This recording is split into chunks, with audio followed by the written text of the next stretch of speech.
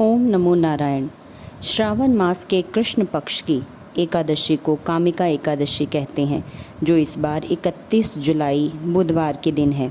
यह एकादशी चातुर्मास की पहली एकादशी है। इस दौरान श्री हरि विष्णु क्षीर सागर में योग निद्रा में रहते हैं। मान्यता है कि चातुर्मास की एकादशी पर श्री हरि विष्णु की पूजा करने से बड़े बड़े संकट तक टल जाते हैं और सब प्रकार के पापों से मुक्ति मिलती है। तो आइए एकादशी के महात्म्य की कथा सुनते हैं। युधिष्ठिर ने पूछा, गोविंद, हे वासुदेव, आपको मेरा नमस्कार है। श्रावण के कृष्ण पक्ष में कौन सी एकादशी होती है? कृपया उसका वर्णन कीजिए। भगवान श्री कृष्ण बोले, राजन सुनो, मैं तुम्हें एक पाप नाशक उपाख्यान सुनाता हूँ, जिसे पूर्व काल में ब्रह्मा जी ने नारद जी के पूछने पर कहा था।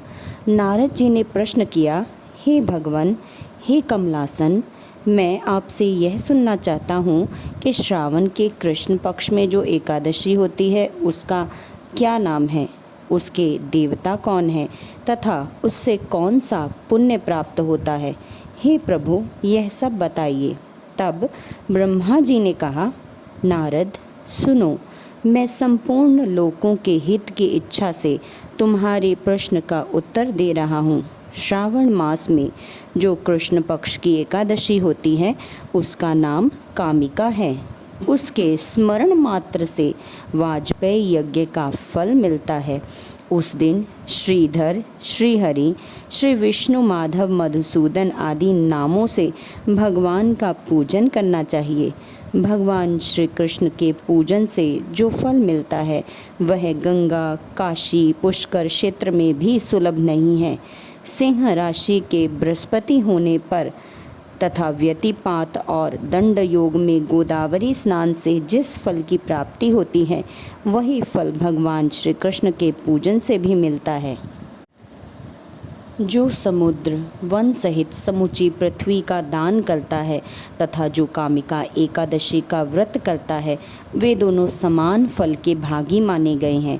जो व्यापी हुई गाय को अन्यानन सामग्रियों सहित दान करता है, उस मनुष्य को जिस फल की प्राप्ति होती है वही कामिका एकादशी का व्रत करने वाले को भी मिलता है।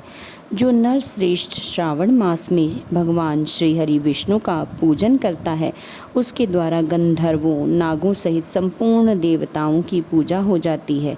अतः पाप भीरु मनुष्यों को यथाशक्ति पूरा प्रयत्न करके कामिका एकादशी के दिन श्री हरि विष्णु का पूजन करना चाहिए।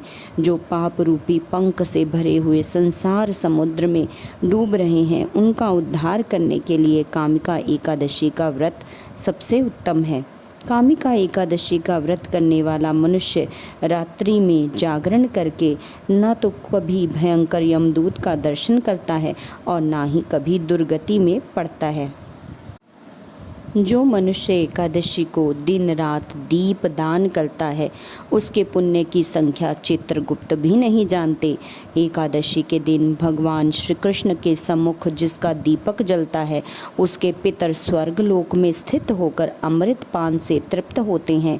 घी या तिल के तेल से भगवान के सामने दीपक जलाकर मनुष्य देह त्याग के पश्चात करोड़ों दीपकों से पूजित हो स्वर्ग लोक में जाता है। भगवान श्री कृष्ण कहते हैं, हे युधिष्ठिर, यह तुम्हारे सामने मैंने कामिका एकादशी की महिमा का वर्णन किया है।